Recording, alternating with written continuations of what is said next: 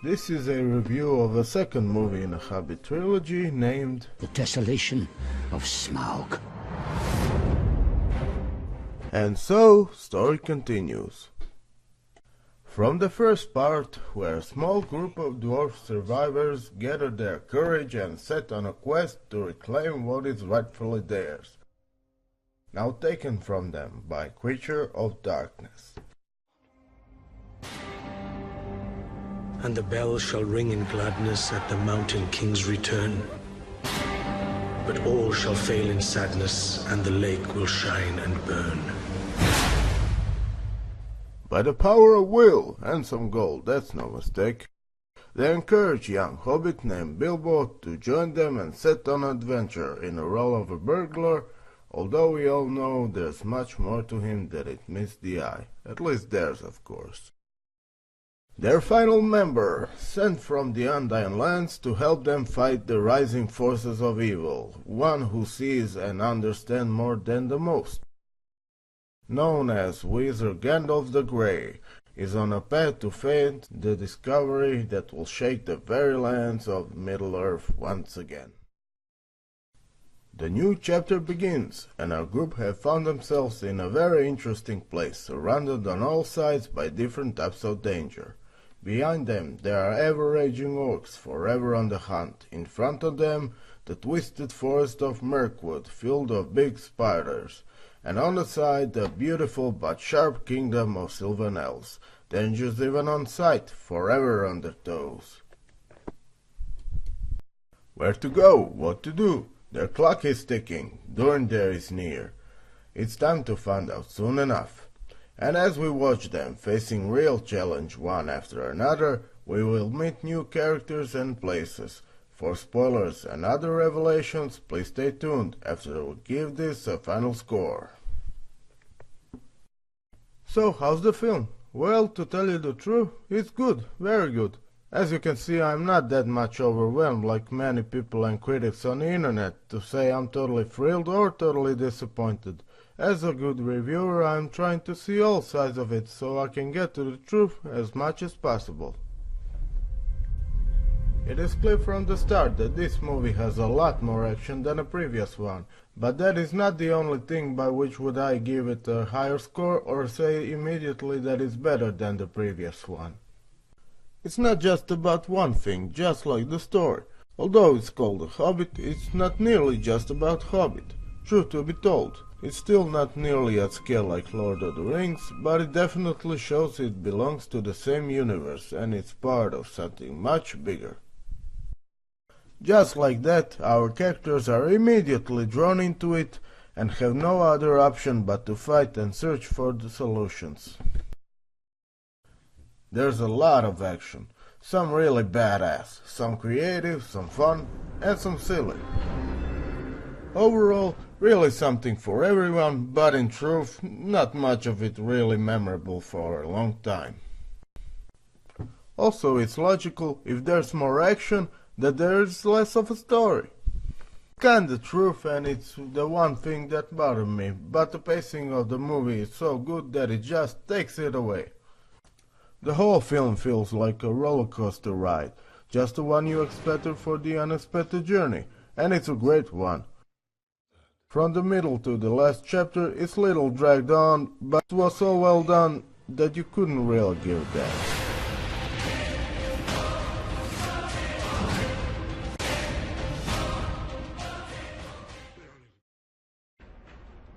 The casting on this movie is once again great. Returning characters are at least on their level, if not better than in previous film.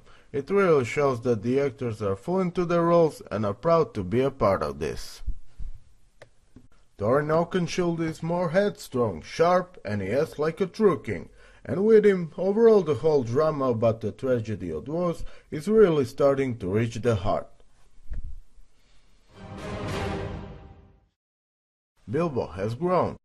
He really found his courage, but also his connection to the ring, which is taking more significant role, understandable for those who have watched Lord of the Rings. And Gandalf is taking the beating once again. But hey, let's be real, He really challenges only baddest of the baddest. The new introducing characters are making their debut well worth the money. In short, they're great. Legolas is back, he's mad as hell and a badass. Bart the Bowman is the first human we see, portrayed by Luke Evans, and immediately at the start, he nailed it. One of the best characters in those movies overall. I feel like he and Thorin would be perfect duo if they could just get along. You will have enough gold to rebuild Escaroth 10 times over! All of you! Listen to me! You must listen! Have you forgotten what happened to Dale? And for what purpose? The blind ambition of a mountain king. So riven by greed, he could not see beyond his own desire!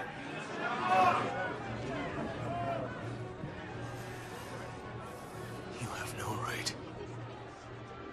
No right to enter that mountain. I have the only right. You cannot hunt 30 orcs on your own. But I'm not on my own. Now, to break the potential sausage party, as it was in the book, Tariel's here to save the day. And that is one fine elf woman, let me tell you. You defied his orders. You betrayed his trust. Dangalonani. Negohenatha. Uohenathan. Kidad wenithon uohenathanim. The king has never let Orcfield from our lands. Yet he would let this orc pack cross our borders and kill our prisoners. It is not our fight. But not only a sight for sore eyes, she really delivers a new twist to the story and knows how to realize the role with passion that it seems she always belongs in this universe. Now that is an achievement for itself. Away from the light, and let darkness descend. Are we not part of this world? Tell me, Merlon, when did we let evil become stronger than us? Speaking of achievements, Smaug the Dragon.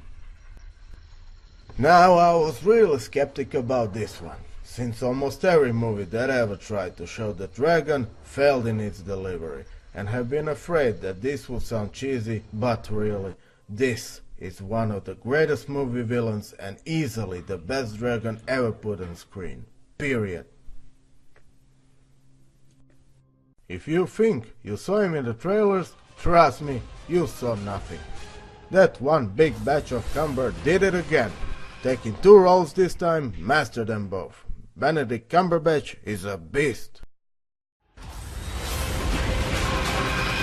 I am king under the mountain.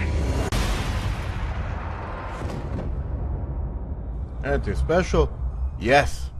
Once again, this reminds me why I love Peter Jackson's take on Middle-earth. Everything is done so subtle. It's so beautiful world that even when things go very wrong, there's always something good to see. A place for you to feel the drama, but yet again, some hope and light. On the other hand, putting something fresh and new every now and then without it feeling forced is a real work of art. But my true heroes, who barely any reviewer has mentioned, are Weta Workshop. Awesome team of creative and hard-working people who are responsible for almost all you see. From incredible landscapes, structures, costumes to special effects and animations. Once again, they've done it all.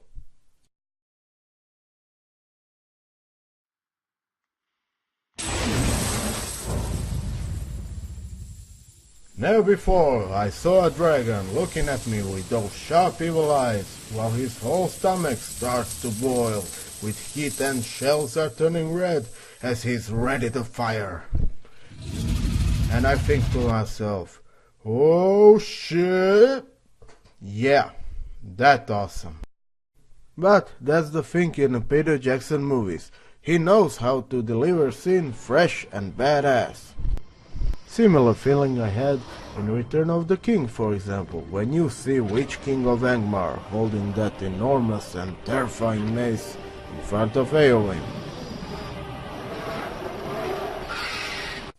Talking about references, although less than in previous movie, there are still some references to the expanded universe, meaning Silmarillion and so on, which every fan should appreciate.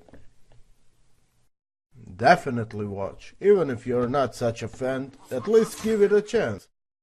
Sure, this movie isn't nearly as perfect, it has its flaws, possibly less story, a little too much CGI, and it did unfortunately fall in a trap of a middle movie of a trilogy without real beginning and an end, but all in all it's truly a fun ride, one that you should embark on and not worry about anything.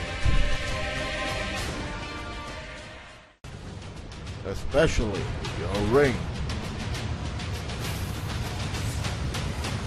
You can't give up now!